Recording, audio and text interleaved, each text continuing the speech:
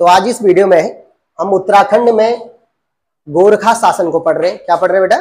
गोरखा शासन। पिछले वीडियोज में हमने गढ़वाल में गोरखा शासकों को पढ़ा, यानी सुब्बाओं को पढ़ा। आज का जो हमारा वीडियो है कुमाऊं के गोरखा शासक। क्या है? कुमाऊं के गोरखा शासक। गढ़वाल के गोरखा शासकों ने फिर भी थोड़ा बहुत कुछ किया, लेकिन कुमाऊं के गोरखा शासकों ने कुछ खास वैसा काम नहीं किया। इसलिए मैं यहाँ पर आपको सिर्फ कुछ ही महत्वपूर्ण गोरखा जो जिन्होंने कुमाऊं पर जो सुब्बा रहे उनके बारे में बात करने वाला हूँ। ठीक है, तो देखो कुमाऊं का जो पहला सुब्बा था उनका नाम क्या था बेटा? उनका नाम था जोगामल शाह। क्या था? जोगामल शाह, पहले गोरखा शासक। इनका समय पीरियड, इनका पीरियड था 1791 से 92, ये समय पीरियड था। ठीक है, क्या किया इन्होंने? कुछ खास काम नहीं किया। पहली बार थोड़ा बहुत भू सुधार करने की कोशिश करी, वो भी ज्यादा लंबे समय तक रहा नहीं। क्या करने की कोशिश करी? भू व्यवस्था में सुधार करने की कोशिश करी। इसके अलावा कुछ खास काम नहीं कर पाए। क्या नाम है? जोगामल शाह, पहले कुमाऊं के सुब्बा थे। ठीक है, सेकंड नंबर के जो सुब्बा है वो थोड़ा महत्वपूर्ण है, क्योंकि उन्होंने महत्वपूर्ण अच्छे कर्मों के लिए नहीं है, अपने गलत कामों के लिए महत्वपूर्ण है। ठीक है, सेकंड नंबर के जो सुब्बा रहे उनका नाम है काजी नरशाही। काजी नरशाही, समय पीरियड इनका 1792 से 93 इनका समय पीरियड था। नाम है काजी नरशाही। अगर आप काजी नरशाही को देखते हो तो इनके अत्याचार भरे कार्यों के कारण, देखो गोरखा प्रशासन पूरा गढ़वाल और कुमाऊं में सिर्फ अत्याचार के लिए जाना गया। उन्होंने एक ढंग के काम नहीं किए, एक ढंग के काम नहीं किए। और जब उन्होंने एक भी ढंग के काम नहीं किए, इसी वजह से जो है गोरखाओं को बाहर निकालने के लिए गढ़वाली और कुमाऊनी ने बहुत तगड़ा विरोध किया। अगर आप देखोगे बाद में 1857 के विद्रोह में गढ़वाल और कुमाऊं वालों ने बहुत कम मात्रा में इसमें भाग लिया, क्योंकि उन्हें यह डर था कि अगर अंग्रेज हमने यहां से भगा दिए तो कहीं दोबारा नेपाल अगर यहाँ क्या कर देगा, दोबारा कब्जा कर देगा, तो फिर बहुत बुरी स्थिति हो जाएगी। बहुत बुरा हाल था गोरखाओं के शासनकाल में। तो आपको समझना पड़ेगा सेकंड नंबर के जो सुब्बा है उनका नाम है काजी नरशाही। इनका समय पीरियड है 1792 से 93 और इन्हें अत्याचारी सुब्बा कहा गया। क्यों कहा गया अत्याचारी सुब्बा? इनके अत्याचार भरे कार्यों के कारण इन्हें अत्याचारी सुब्बा कहा गया। ठीक है, पेपर में पूछा जा सकता है, सबसे तगड़ा अत्याचारी व्यक्ति था। अच्छा, इनके समय की एक घटना बड़ी प्रसिद्ध रही, जिसे उस घटना को हम कहते हैं नरशाही का मंगल या फिर मंगल की रात। क्या कहते हैं? मंगल की रात। मंगल बार होता है ना, मंगल की रात या फिर नरशाही का मंगल, नरशाही का मंगल। अब ये क्यों इंपॉर्टेंट है, ऐसा क्या था? जरा सुनना, एक एक बात को समझना चीजों। एक्चुअली में हिमाचल से एक योद्धा ग्रुप था जो कि युद्ध करने के लिए बड़ा प्रसिद्ध ग्रुप था। योद्धा ग्रुपों में उनका नाम था नगरकोटी। क्या नाम था उस ग्रुप का? मतलब वो जो नगरकोटी जो लोग थे वो हिमाचल से आए थे और वो चोटी रखते थे। उनकी विशेषता ये थी कि वो चोटी रखते थे और वो जो थे वो चंदों के समय जो है राजाओं की तरफ से युद्ध में भाग लेते थे। केवल युद्ध करना ही उनका काम था, बाकी वो किसी चीज में भाग नहीं लेते। तो एक प्रकार से आप समझो कि वो चंदों के समय बहुत ही बड़ी मात्रा में युद्धों में जो भाग लेने वाला एक ग्रुप था जो हिमाचल से आया था, उन्हें हमने नाम दिया, उनका नाम था नगरकोटी। क्या था बच्चे? नगरकोटी। जब गोरखाओं ने कुमाऊं पर आक्रमण किया तब नगरकोटियों ने उन्हें बड़ा परेशान किया था, क्योंकि बहुत बड़े योद्धा थे। लेकिन बाद में जब फाइनल रूप से जब कुमाऊं पर कब्जा हो गया गोरखाओं का, तो सेकंड जो सुब्बा था काजी नरशाही, उसने नगरकोटियों को मारने की योजना बनाई और इस योजना में उसका जो साथ दे रहा था उसका नाम था, उसका सेनापति था काजी नरशाही का, और नाम क्या था? कालू पांडे। क्या नाम था? कालू पांडे। और इस कालू पांडे ने जो है मंगल की रात को ढूंढ कोई मंगल यानी 92 का 1792 का जो किसी एक महीने का मंगल, अब इतिहास में इतना उल्लिखित विशेष नहीं है कि किस दिन का मंगल, लेकिन किसी एक मंगल को इन्होंने क्या किया, रात को नगर कोटियों को चुन चुन के मारा और उन्हें मार करके जो है पूरा बर्बाद कर दिया, नगर कोटियों को समाप्त कर दिया, नगर कोटियों को। वो मंगल की रात थी, इसलिए कुमाऊं में मंगल की रात या नरसाही का मंगल की घटना बहुत ही फेमस है। आपको समझ आ रहा है? ठीक है। सेकंड नंबर, काजी नरसाही क्यों फेमस है? मैंने कह दिया आपको, पहला पॉइंट है अत्याचारी सुब्बा है, और दूसरा क्यों फेमस है? क्योंकि मंगल की रात के लिए फेमस। आज कोई ढंग के काम कुछ नहीं किया, अत्याचार किया जनता पर, इसके अलावा कुछ नहीं किया। ठीक है। तीसरे जो सुब्बा है जो कि थोड़ा सा इंपॉर्टेंट रहे, उनका नाम है सुब्बा बमसा। क्या नाम है बेटा? समय पीरियड क्या है? सुब्बा बमसा 1796 से 97। कुछ खास काम नहीं, टैक्स लगाया इन्होंने। अगर आप गोरखाओं को देखोगे ना, तो उनको कोई नेपाल सरकार से तनख्वाह नहीं मिलती थी। उन्हें कहा जाता था अपने लिए तुम खुद ही टैक्स वसूल करो, और जो टैक्स का पैसा इकट्ठा करो वो तुम्हारे लिए तनख्वाह। उनको वेतन जो है वो सरकार से नहीं दिया जाता था। दूसरा, इनको यहाँ से कितना पैसा नेपाल सरकार भेजना उसका कोई लिखित नहीं होता था, जितना आपने भेजा उतना ही ठीक है। समझ रहे कि नहीं? तो सुब्बा बमसा देखोगे तो, अगर सुब्बा बमसाई के और भी जितने भी कुमाऊं के या गढ़वाल के जितने सुब्बा हुए, उन्होंने सिर्फ टैक्स वसूला, दुनिया भर के टैक्स जनता पर लगाए और कुछ काम नहीं किया उन्होंने। ठीक है कि नहीं? तो सुब्बा बमसा ने क्या किया? ब्राह्मणों पर एक कर लगाया। कौन सा कर? अच्छा, कौन से ब्राह्मण? काश्तकार ब्राह्मणों पर उन्होंने कर लगाया, ब्राह्मणों पर। और उस कर का नाम था बेटा कुशही कर। क्या नाम था बेटा? कुशही कर। ठीक है। कुशही कर जो है वो कर था। अच्छा, कर कितना लिया जाता था? एक्चुअली में ये कर मुख्य रूप से उन ब्राह्मणों से लिया जाता था जिन्होंने किसी की जमीन कब्जा रखी हो, चाहे वो चंद सेमाई कब्जाई, चाहे गोरखाओं के जमाने में कब्जाई हो। कितनी? 13 जूलिया। जूलिया याद है आपको? जूलिया, मैंने आपको जब आपको मैं पंवार शासन पढ़ा रहा था, हमने जूला बताई थी। जूला, चक्र जूला, याद है कुछ? बोलो। जूला क्या थी? भूमि की इकाई थी। करीब करीब 263 वर्ग मीटर जमीन की बात हो रही है, जिसने 13 जूलिया, जो जिस ब्राह्मण ने जमीन कब्जाई होगी, उस ब्राह्मण पर कुशही कर लगता था। और ये कुशही कर जो लगता था बेटा 5 रुपये प्रति मवासा। पहाड़ों में मवासे या मोह का मतलब होता परिवार। ये लाइनें याद रखा करो, पेपर वाला पूछ लेता है। तब बोलते लोग गढ़वाली कुमाऊनी अलग से पढ़ाओ। अब क्या पढ़ाए तुमने? पूरी भाषा पढ़ा दे? कुछ कुछ जो बातें हम बीच में बोलते हैं उन्हें समझ लिया करो। तो 5 रुपए प्रति मवासा। मवासा मतलब होता परिवार, परिवार मतलब होता मोह, मोह भी उसी को बोलते हैं। ठीक है बेटा? तो मवासा हो गया, 5 रुपए प्रति मवासा लिया जाता था। कौन सा करता बेटा? कुशही कर। इसकी उन्होंने फिक्स करी थी, नहीं तो अधिकतर टैक्सों की उन्होंने फिक्स भी नहीं किया था कितना लेंगे। ठीक है। 3 आपको थोड़ा मैंने अभी यहाँ पे महत्वपूर्ण जो सुब्बा कराई कुमाऊं के, उनमें से पहला मैंने कहा जोगमल शाह, पहला सुब्बा है। भू व्यवस्था में सुधार किया। ठीक है, आराम से बेटा जरा। भू व्यवस्था में सुधार। दूसरे काजी नरसाई, बहुत ही गंदा और अत्याचारी सुब्बा है, जिसे हम अत्याचारी सुब्बा के नाम से जानते हैं। उसके समय की प्रमुख घटना जो मैंने अभी बताया आपका, मंगल की रात या नरसाही का मंगल उसे कहा जाता है।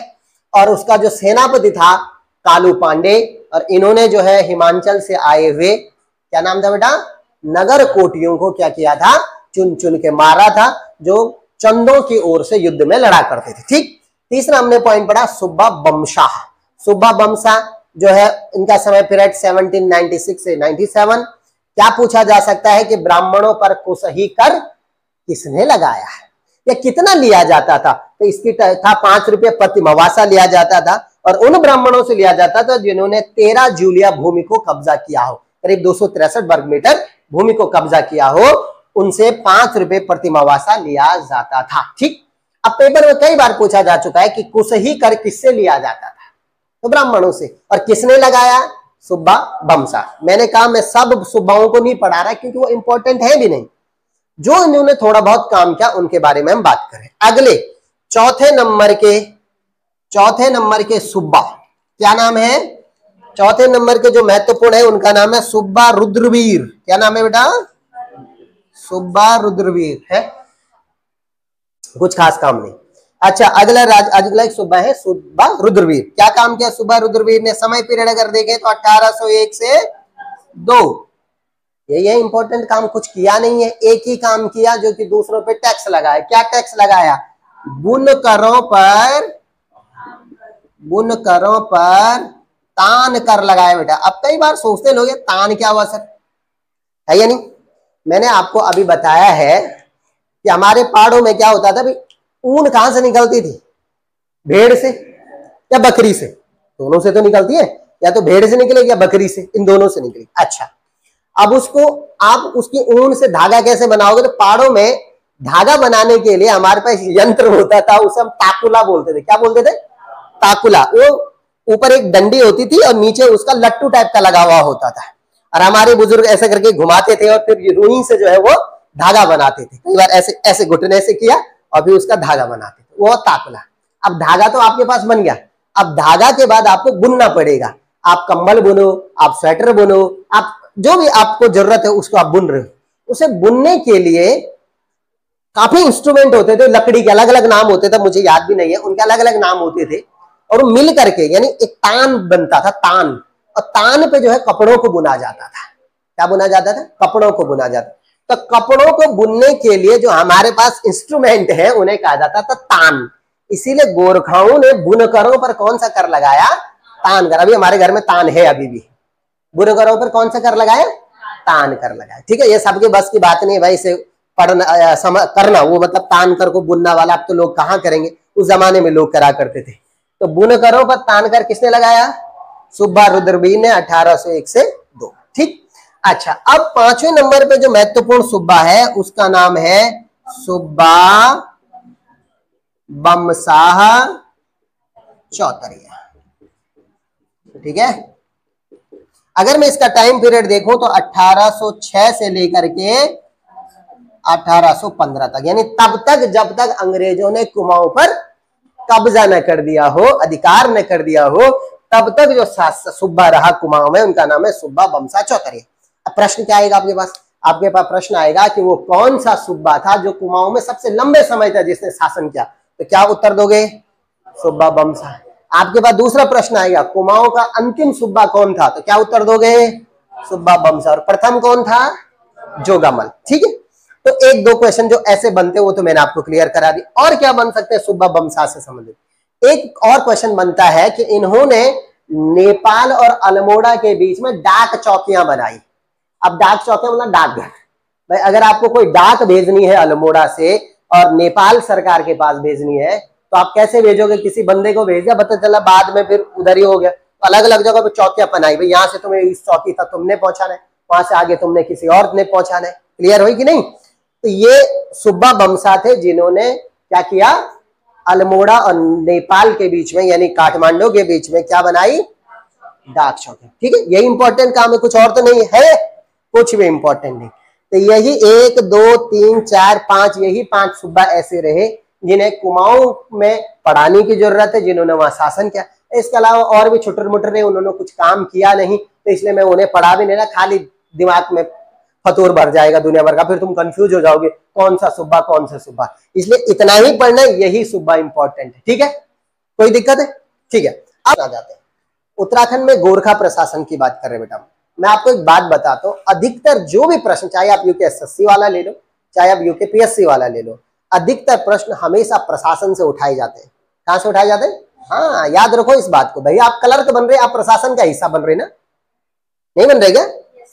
इस बात को कर पूछेगा, टैक्स पूछ लेगा, कौन कौन से टैक्स थे, न्याय प्रणाली पूछ लेगा, यानी जो जुडिशरी सिस्टम है उसे पूछ लेगा। इसके अलावा राजस्व व्यवस्था पूछ लेगा कि किस तरीके की राजस्व व्यवस्था थी, सैन्य व्यवस्था पूछ लेगा किस तरीके की। अधिकतर आपको जो भी फोकस रखना है वो रखना है न्याय प्रशासन व्यवस्था पर। चाहे आप चंद पढ़ो, चाहे हमने अभी तक पवार समाप्त कर दिया, अभी हम गोरखा पढ़ रहे हैं। हम पढ़ रहे हैं उत्तराखंड में गोरखा प्रशासन। जो भी बात आपको समझ नहीं आती आप बेहिचक मुझसे पूछ सकते हो। ठीक है, देखो अगर मैं गोरखाओं के प्रशासन की बात करूं तो मैंने पहले भी कहा था ये सैन्य व्यवस्था पर आधारित था। किस पर बेटा? सैन्य व्यवस्था पर आधारित प्रशासन था। अब आप सोच रहे होंगे सर सैन्य व्यवस्था मतलब यहाँ कोई सिविल अधिकारी नहीं होते थे जिनको प्रशासन का नॉलेज हो, ये सब सैनिक अधिकारी हैं। वही सैनिक अधिकारी हैं, वही प्रशासन देख रहे हैं, वही न्याय व्यवस्था देख रहे हैं। तभी तो जब हमने संविधान बनाया तो हमने क्या कहा, हमने कहा कार्यपालिका को न्यायपालिका से अलग करो भैया, तभी तो हमने कहा है या नहीं। तो देखो सैन्य व्यवस्था पर आधारित प्रशासन था उत्तराखंड में गोरखाओं का प्रशासन, मतलब जितने भी अधिकारी कर्मचारी वो सब सैनिक होंगे, समझे कि नहीं। अब देखो मैंने आपको कहा था कि गोरखाओं ने एक प्रांत बनाया गढ़वाल को और एक प्रांत बनाया कुमाऊं को, जिसे आप प्रांत या परगना को हो, और परगना या प्रांत में जो हेड होता था उसे क्या कहते थे बेटा, सूबा। यानी उत्तराखंड में प्रशासन का सबसे बड़ा व्यक्ति कौन था, सूबा। कौन होता था, सैनिक, बड़ा अधिकारी होता था, कोई सेनापति होगा। जैसे गढ़वाल के जो पहले सूबा थे, क्या नाम था, अमर सिंह थापा, क्या थे वो, सेनापति तो थे भाई, नेपालियों के गोरखा सेनापति थे अमर सिंह थापा। अच्छा, सूबा के नीचे कौन होता था, सूबा के नीचे होता था नायब सूबा। कौन होता था बेटा, नायब सूबा, ठीक है, जिसे आप डेपुटी भी आजकल कहते हो, इंग्लिश में क्या बोलते हैं, डेपुटी, है ना, नायब सूबा। अच्छा, इसके नीचे कौन होता था, अब कोई ऐसा फिक्स नहीं है, क्योंकि एक तो उन्होंने प्रशासनिक दृष्टि से राज्य को बांटा नहीं कि हाँ भाई जैसे पवारों ने बांटा था, याद है, ऊपर गढ़ होता था, उसके नीचे परगने थे, है ना, पट्टियां थी वगैरह वगैरह, जो गांव वाँव तक आते थे, वहां तो अलग अलग सिस्टम था, कोई मतलब ही नहीं है, वहां रख दिया भैया तू रह ले उधर, कोई वैसा पर्टिकुलर नहीं, प्रशासनिक दृष्टि से चीजों को ठीक नहीं किया। पहले ऊपर सूबा, नीचे कौन है बेटा, नायब सूबा। आज इसके नीचे कौन, कोई वैसा कुछ नहीं, सैन्य कमांडर, कोई भी बड़ा अधिकारी, सैन्य कमांडर, ठीक है। अब इसके नीचे कौन, इसके नीचे कोई सैनिक अधिकारी, इससे नीचे वाला सैनिक अधिकारी। ये था बाबू गोरखाओं का प्रशासन। गोरखा इसी तरीके प्रशासन चलाते थे। तो सबसे ऊपर कौन था, फिर सैन्य कमांडर, फिर कोई सैनिक अधिकारी। तो क्या ये कोई व्यवस्थित था ही नहीं, तो इसी तरीके का था, ठीक है। अच्छा, अब अगर मैं बात करूं कि भाई सैन्य व्यवस्था की, तो थोड़ा सैनिकों के बारे में भी बात कर देते हैं कि सैनिक किस तरीके के थे, है ना, सैनिक किस तरीके के थे। देखो नेपालियों के समय, गोरखाओं के जमाने से सैनिक थे बाबू, वो सैनिक थे बच्चे दो प्रकार के। कितने प्रकार के, दो प्रकार के। एक तो थे स्थायी सैनिक। अब स्थायी का मतलब ये मत समझना आपके परमानेंट होंगे, क्योंकि इतिहासकारों ने साफ लिखा हुआ है कि गोरखा काल के सैनिक हर साल बदलते रहते थे। इस साल कोई और है तो अगले साल कोई और, एक एक साल में चीजें बदलती रहती थी। तो एक प्रकार के थे स्थायी सैनिक, और दूसरे जो सैनिक होते थे बच्चे, वो होते थे अस्थायी, टेम्परेरी जो होते थे, अस्थायी सैनिक। ये सैन्य व्यवस्था थी। अच्छा, जो स्थायी सैनिक थे वो दो प्रकार के थे, वो भी दो प्रकार के थे। दो प्रकार के कौन थे भाई, जरा ध्यान दो। एक तो वो थे जो काम कर रहे होते थे, ऑन ड्यूटी थे, उन्हें कहा जाता था जागरिया या जागचा। क्या कहा जाता था, जागरिया या जागचा कहा जाता था उन्हें, जो अभी काम कर रहे हैं, ऑन ड्यूटी है जो लोग। ज्यादा नहीं रहना है इन्होंने, एक ही साल रहना है, एक साल बाद वो रिटायरमेंट हो जाएंगे। ये हुए जागरिया जागचा। पेपर में पूछा गया जागरिया जागचा क्या है। और दूसरे प्रकार के जो सैनिक होते थे वो सैनिक थे जो एक साल काम करके रिटायरमेंट हो चुके हैं, सेवा मुक्त हो चुके हैं, उन्हें क्या कहा जाता था, ढाकरिया या ढाकचा। क्या कहा जाता था बेटा, ढाकरिया या ढाकचा। ये बात समझ में आई। स्थायी सैनिक कितने प्रकार के थे, पहले बताओ जागरिया या जागचा, दूसरे बताओ ढाकरिया या ढाकचा। ये कौन सैनिक होते थे, जो अभी ऑन ड्यूटी है, और ये कौन होते थे, जो रिटायरमेंट हो चुके। लेकिन रिटायरमेंट वालों की एक बात याद रखो, इन्हें कभी भी वापस बुलाया जा सकता है। कई इतिहासकारों ने कहा कि 2 महीने 2 साल के लिए सेवा मुक्त होते थे, फिर वापस आते थे। कई इतिहासकारों ने ऐसा भी लिखा हुआ, पर खैर छोड़ो, ये सेवा मुक्त है, ये ऑन ड्यूटी है, ये रिटायरमेंट है, ऑन ड्यूटी। मगर मैंने कहा आफत समय पे, इमरजेंसी के टाइम पे, युद्ध काल के समय पे इन्हें वापस बुलाया जा सकता था, ढाकरिया या ढाकचा को। आज ऐसा होता है कि नहीं। अभी हमारा ऑपरेशन सिंदूर हुआ, उसके बाद हमने कहा कि भाई पाकिस्तान से अगर युद्ध होता है तो सभी फौजियों को पूछो जो 2016-17 में रिटायर हुए, उनके लिए मैसेज आए हुए थे घर में, क्या भाई तुम्हें कभी भी इमरजेंसी के समय वापस बुलाया जा सकता है। ऐसा थोड़ी 80 साल का आदमी बुला दिया वो तो आफत हो जाएगी। तो उन्हें ये थे ढाकरिया ढाकचा, जो कि अस्थायी सेवा मुक्त थे, रिटायरमेंट थे, और ये जागरिया जागचा परमानेंट सैनिक थे। क्या क्लियर हुई, समझ में आई। दूसरे टाइप के सैनिक जो थे वो बाबू थे अस्थायी सैनिक। कौन था अस्थायी सैनिक? जिस एरिया में गोरखा लोग कब्जा करते थे, आक्रमण द्वारा जिस एरिया को जीत दिया, अब वहां के सैनिक तुम्हारे हुए कि नहीं? बोलो, जिस एरिया को जीत दिया वहां के सैनिक तुम्हारे हुए। तो जिस एरिया को, जिस क्षेत्र को वो जीत देते थे, यानी अगर मैं इसे शॉर्ट में लिखूं तो लिखूं विजित क्षेत्र के सैनिक, ये लिखूंगा कि नहीं? विजित क्षेत्र के सैनिक, है ना? इन्हें क्या कहा जाता था? अस्थायी सैनिक। एक चीज ज्यादा याद रखना, सैनिकों में गोरखाई होते थे, अब चाहे वो गोरखा ब्राह्मण है कुछ भी है, लेकिन मुख्य रूप से याद रखना उनके गोरखाओं के दो मुख्य ब्राह्मण थे, उपाध्याय और मिश्रा। मिश्र इसका उनके इतने इंपॉर्टेंट, तो बाकी ब्राह्मण होते थे, लेकिन कई इतिहासकारों ने लिखा हुआ है कि सैनिकों में ब्राह्मण शामिल नहीं होते थे। क्लियर है? सैनिकों में कौन शामिल नहीं होते थे? ब्राह्मण शामिल नहीं होते थे, इस बात को याद रखना। अच्छा, वेतन कितना लिया जाता था, ये भी तो थोड़ा बहुत समझना चाहिए। अगर मैं वेतन की बात करूं, वेतन तो 6 से 8 रुपया दिया जाता था। कितना? 6 से 8, मतलब नया नया भर्ती हुई तो 6 रुपए, पुराने हो गए तो 8 रुपए आपको मिल जाएगा। ठीक, अच्छा 6 से 8 रुपए आपको वेतन मिल रहे हैं, लेकिन बाद में क्या हुआ, अंग्रेजों ने गोरखा सैनिकों को अपने यहाँ रखना शुरू कर दिया, इसलिए फिर अंग्रेजों ने बाद में गोरखा सैनिकों का जो दाम था वो बढ़ा दिया, 14-15 रुपए कर दिया पर मंथ। इस वजह से फिर इनको भी इनका वेतन 14-15 रुपए करना पड़ा। किसको? गोरखाओं को। ठीक, अच्छा और कुछ इनके बारे में, अगर मैं इनकी सैनिक व्यवस्था की बात करूं, वेतन तो चलो हमने बात कर दी। इनका एक बहुत प्रमुख हथियार था, और हथियार का नाम था बाबू खुखरी। क्या नाम था बच्चे? खुखरी। नाम सुना आपने खुखरी? हमारे हिंदुस्तान में भी सैनिकों का खुखरी होती है ना? खुखरी नेपालियों की सबसे प्रमुख हथियार था खुखरी, देखा होगा सब लोगों ने खुखरी। अब ये खुखरी के बारे में थोड़ा बात कर लेते हैं। ये खुखरी जो बनाई जाती थी, नेपाल में एक जिला पड़ता डोटी। कौन सा जिला है? डोटी। ये डोटी में नेवार जाति के द्वारा, अच्छा डोटी में भी एक पर्टिकुलर जाता था गढ़ी, गढ़ी में नेवार जाति के लोहार होते थे बेटा। कौन बनाता था? लोहार। जो नेवार जाति के थे वो जो है गोरखाओं के लिए खुखरी बनाते थे, और वेतन भी मैंने आपको बात कर दिया। अच्छा, कहां खुखरी का प्रमुख केंद्र कहां था? डोटी का गढ़ी नामक नगर। कौन सा नगर था? डोटी का गढ़ी नामक नगर जो है वो खुखरी निर्माण के लिए प्रसिद्ध था। क्लियर हुई बात?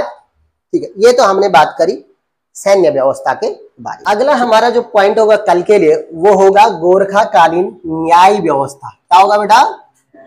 गोरखा कालीन न्याय व्यवस्था। क्योंकि आज टाइम हो गया है इसलिए आज इतना ही। कल के लिए जो हमारा पॉइंट होगा नेक्स्ट वो होगा गोरखा कालीन न्याय व्यवस्था। ठीक है, आप लोगों को वीडियो कैसा लगा हमें कमेंट सेक्शन में जरूर बताएं, और अब अगर किसी ने अभी तक हमारा चैनल सब्सक्राइब नहीं किया तो कर लें, और बेल आइकन को जरूर दबाएं, क्योंकि इसके द्वारा हमारे द्वारा डाली गई प्रत्येक वीडियो का नोटिफिकेशन सबसे पहले आप तक पहुंचता है। बहुत बहुत धन्यवाद।